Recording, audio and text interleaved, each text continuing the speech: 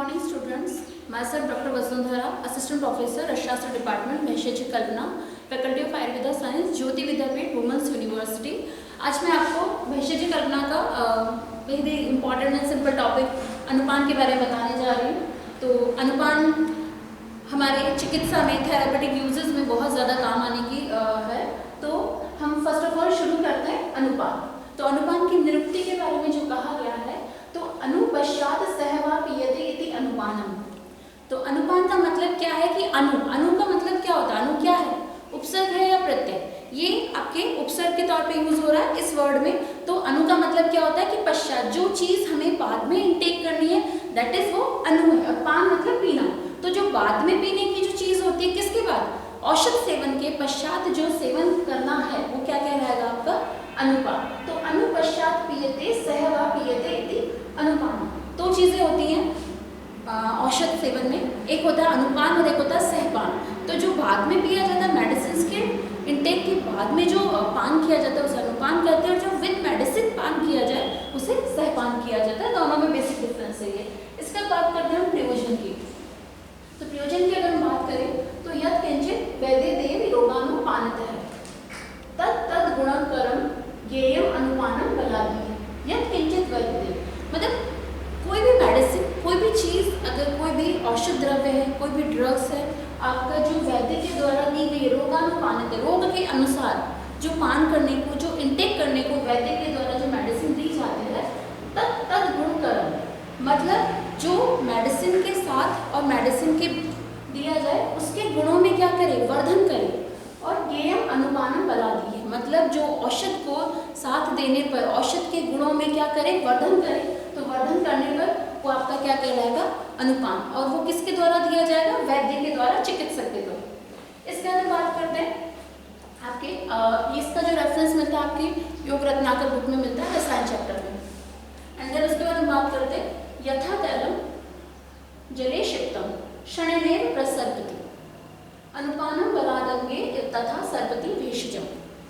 तो ये आपका जो रेफरेंस है वो आपके शारंगर संहिता मध्यम खंड से लिया गया है। तो शारंगर संहिता में बेसिकली अनुपान के जो प्रशस्त गुण के बारे में बताया है कि अनुपान का बेसिकली आपका क्या रहेगा, गुण क्या रहेगा। तो गुण के बारे में शारंगर के हिसाब से क्या कहा गया?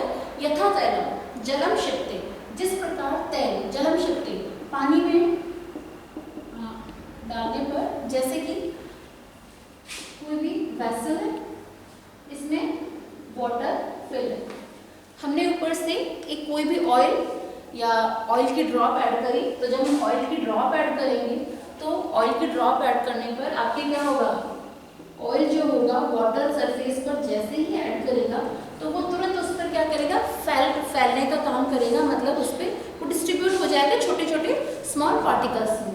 तो और जो ऑयल डिस्ट्रीब्यूशन होगा वो इक्वल डिस्ट्रीब्यूशन होगा होल वाटर सरफेस पे। तो उसी तरह से यथा तैलम जलम क्षिप्ते, तो जिस प्रकार तैल जलम क्षिप्ते पानी में डालने पर क्षण में ही क्या? प्रसर्पति, विद इन कुछ सेकंड्स में ही क्या करता है? होल वाटर सरफेस पर स्प्रेड होने लगता है। उसी प्रकार से अनुपानम बलादंगे तथा सर्पति भेषजम। उसी प्रकार से सर्पति मतलब आपका क्या रहेगा? स्प्रेड कह लीजिए या डिस्ट्रीब्यूशन कह लीजिए। ओके, भेषज मतलब आपका क्या है? ड्रग या मेडिसिन की हम बात कर रहे हैं, ठीक है। एंड देन इसके बाद हम क्या करें? अनुपानम बलादंगे। तो अनुपान उसके साथ, उसी तरह से अनुपान मेडिसिन के साथ जब हम उसको देंगे तो कैसे काम करेगा? वो इक्वली जो मेडिसिन का जो मोड ऑफ एक्शन है उसको तुरंत से ही क्या करेगा? उसको इंक्रीज करेगा, उसकी बायोअवेलेबिलिटी को बढ़ाएगा। अनुपान का बेसिकली टारगेट क्या होता है? एक तो मेडिसिन का mode of action, okay, mode of action को इंक्रीज कर देगा, ठीक है, और मेडिसिन की बायोअवेलेबिलिटी। ओके, बायोअवेलेबिलिटी क्या होती है कि मेडिसिन इंटेक करने के बाद बॉडी में कितना परसेंट आपका जो है आपके जो मेटाबॉलिक सिस्टम में एब्जॉर्ब होता है, कितना आपका पार्ट जो है वो वेस्टिजियल पार्ट के तौर पे बॉडी से एक्सक्रीट हो जाता है। तो दोनों में फर्क है। तो जितना आपका बीएमआई में, जितना आपका मेटाबॉलिक सिस्टम में, जितना आपका सिस्टमिक फंक्शंस में आपका एब्जॉर्ब होगा, आपके सिस्टम्स को रेगुलेट करने में काम आएगा, वो आपका बायोअवेलेबिलिटी कहलाता है, ठीक है। तो इसी के तौर पे आपका एग्जाम्पल सेट होता है कि जैसे कि वाटर सरफेस पे आपने ऑयल ऐड किया, ऑयल ऐड करने पे क्या स्प्रेड हो रहा है, कितना डिस्ट्रीब्यूशन हो रहा है, फास्टेस्ट कितना है, तो उसके आधार पर हम क्या करेंगे, इसमें अनुपात की बात कर रहे हैं। ठीक है, इसके बाद नेक्स्ट श्लोक में बात करते हैं अनुपानम हितम युक्तम तपत्याशु मानवम सुखम पचति च आहारम आयुषे च बलाय च। तो चरक के अनुसार जो है प्रशस्ति किसकी है, ये अनुपान की प्रशस्ति। ओके, तो अनुपानम हितम युक्तम, अनुपान वो बेस्ट है तपत्याशु मानवम, जो मानव का शरीर का तर्पण करे। ठीक है, तर्पण मतलब स्रोतसों का तर्पण करे। ठीक है, उसका सुखम पचती और इजी टू डाइजेस्ट होना चाहिए। ठीक है, इजी टू डाइजेस्ट होना चाहिए। और तर्पण का मतलब यहाँ पर क्या है, एब्जॉर्प्शन। ठीक है, तो बेस्ट आपका जो है अनुपान कौन सा बेस्ट रहेगा, अनुपानम हितम युक्तम तपत्याशु, जो तर्पण कर रहा है। मॉडर्न प्रोस्पेक्टस में अगर हम बात करें तो वो क्या होना चाहिए, आपका एब्जॉर्प्शन रेट उसका क्या होना चाहिए, हाई होना चाहिए। ठीक है, सुखम पचती, सुखम पचती का मतलब आपके क्या है, इजी टू डाइजेशन, तो आपका डाइजेशन में इजीली हो।